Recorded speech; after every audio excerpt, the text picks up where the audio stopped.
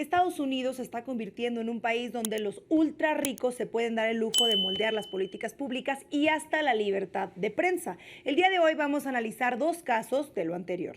En el primero, uno de los hombres más ricos del mundo anunció que usará literalmente todos los medios a su alcance para inhibir el avance de las ideas progresistas. Y en el segundo hablaremos sobre la posibilidad de que un ejército privado asuma las funciones de la patrulla fronteriza y encabece una campaña para deportar a millones de personas de la Unión Americana.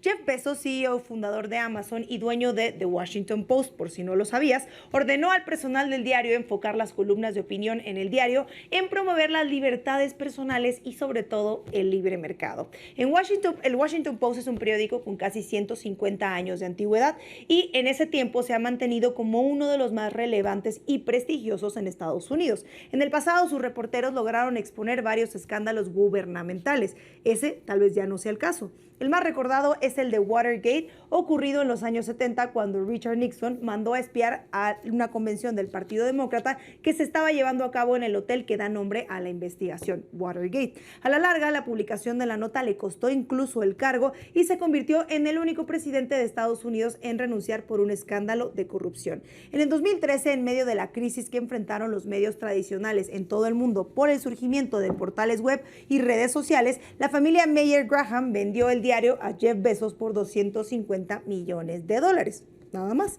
Sin duda se trató de una ganga para él porque es uno de los hombres más ricos y si tomamos en cuenta que la fortuna del magnate asciende a $266 millones y que se hizo con el control de uno de los medios más prestigiados en su país.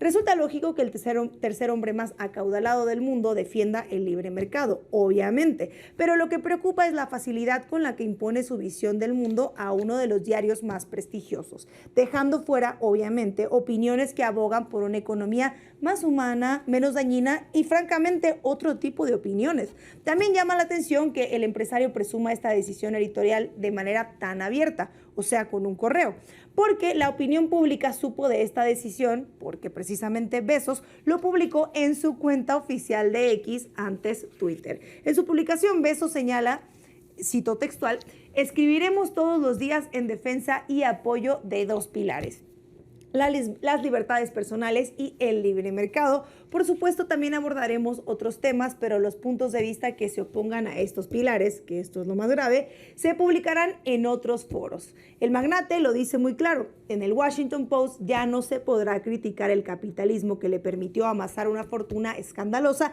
y quien lo haga está fuera de su diario. De hecho, en el mensaje señala que le hizo saber de estas nuevas políticas a David Sheffield, editor de la sección de opinión de cargo, quien no estuvo de acuerdo con esta ley mordaza y prefirió renunciar a su cargo, pues no le quedaba de otra. Bezos también justifica su ataque a la libertad diciendo que parte del éxito de Estados Unidos se debe a su defensa de la libertad.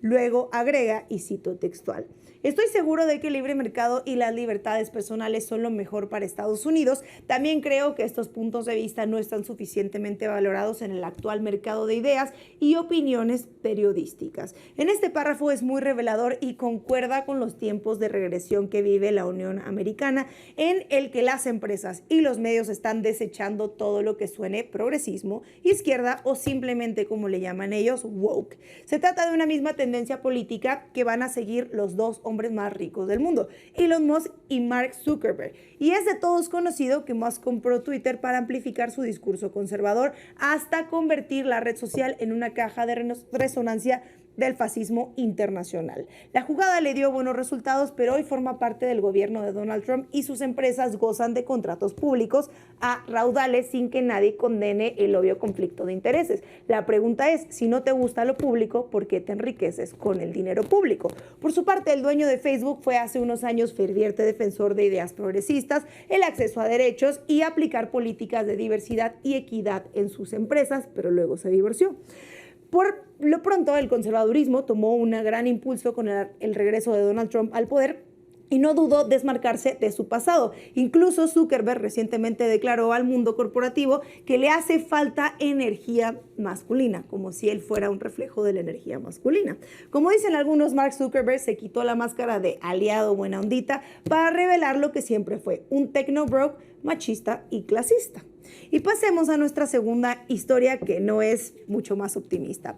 Eric Prince, uno de los más grandes contratistas militares de Estados Unidos, propuso al gobierno de Estados Unidos la creación de la Fuerza Especial de carácter privado. Claro está que para cumplir con este ambicioso plan de deportaciones del presidente Donald Trump, tiene que apoyarlo. Prince es el CEO fundador de Blackwater, una empresa militar privada que realizó varias tareas para la CIA y el Departamento de Defensa en 1997 y 2009, cuando se fusionó con otras compañías para formar Academy, una entidad en la que ya no tiene participación alguna hasta ahora. Blackwater es recordada porque en el 2007 uno de sus grupos de mercenarios, es decir, soldados privados al servicio del ejército estadounidense, perpetró un ataque armado en Bagdad que le costó la vida a 17 civiles iraquíes. El escándalo fue tal que cuando 4 empleados de la empresa terminaron en prisión, se anunció que había sido culpa de Blackwater, un castigo inusual entre contratistas militares. Pero Donald Trump les otorgó un perdón presidencial, obviamente, en el 2020. Pero de vuelta, en el 2025, Prince encabeza hoy un grupo de contratistas militares que elaboró el plan para deportar las millones de personas que viven en Estados Unidos con un estatus migratorio irregular. El portal estadounidense Político tuvo acceso al documento que Prince presentó al equipo de Trump previo al inicio de la administración. En él se señala que se necesitará una flota de 100 aviones, un ejército privado para realizar redadas y detenciones masivas, y lo más indignante de la creación es, escuche esto, campos de procesamiento. ¿Suena familiar? Pero para que el gobierno pueda ahorrarse unas moneditas, propone que estos centros se ubiquen en bases militares ya existentes. Los contratistas piden $25 mil millones para la delirante operación, pero a cambio se comprometen a deportar a 12 millones de personas antes de las elecciones intermedias, que son en el 2026, lo que garantiza al Partido Republicano muchísimas empatías. En entregas pasadas se había señalado en este mismo espacio que la promesa de deportaciones de Trump era casi imposible de cumplir por las cifras y por el dinero que tenía que gastarse. Y a poco más de un mes de iniciada la actual administración, la realidad le ha plantado cara al republicano. Si Trump requiere deportar a 12 millones de personas durante su segunda mandato, esperemos que la administración tiene que hacerlo al ritmo de esto, de 250,000 personas por mes. Por supuesto, por cada mes que no cumpla esta meta, deberá acelerar el paso para compensarlo y compensar su promesa. Pero pese a las habladurías de Trump y algunos roces internacionales, como lo que ocurrió con el presidente colombiano Gustavo Petro, la realidad es que el ritmo de expulsiones no ha variado significativamente en los últimos meses, sí, de la administración de Biden y las primeras semanas de Trump. Con este escenario, Eric Prince apareció en el pasado martes en un canal de noticias por cable para insistir que Estados Unidos debe privatizar las tareas de deportación.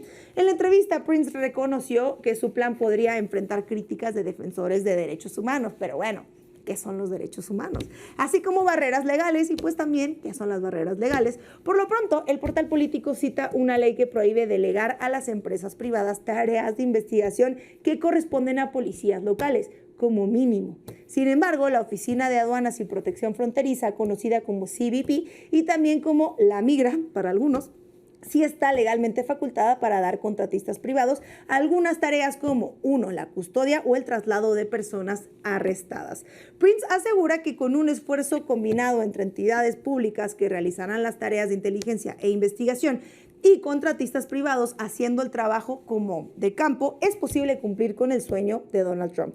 Eso sí, Prince no ha explicado un aspecto que escapa de su plan y nos genera una duda, porque en general nadie parece tomar en cuenta en la administración Trump que el impacto humanitario, el social, el cultural y económico conlleva expulsar a casi 4% de la población del país. ¿Eso cómo se explica? Como con el caso de los aranceles, los conservadores se muestran rápidos para plantear soluciones de alto impacto, pero no parecen estar dispuestos a hacerse cargo de las consecuencias de su fundamentalismo. Y eso fue todo por hoy en las noticias, que no son muy buenas noticias, francamente, pero no olvide informarse de lo que sucede en SDP Mañana, quedarse a ver a Poncho Gutiérrez en SDP Noche siempre que vaya a ver este video. Dele click a la campanita, comparta y sobre todo comente.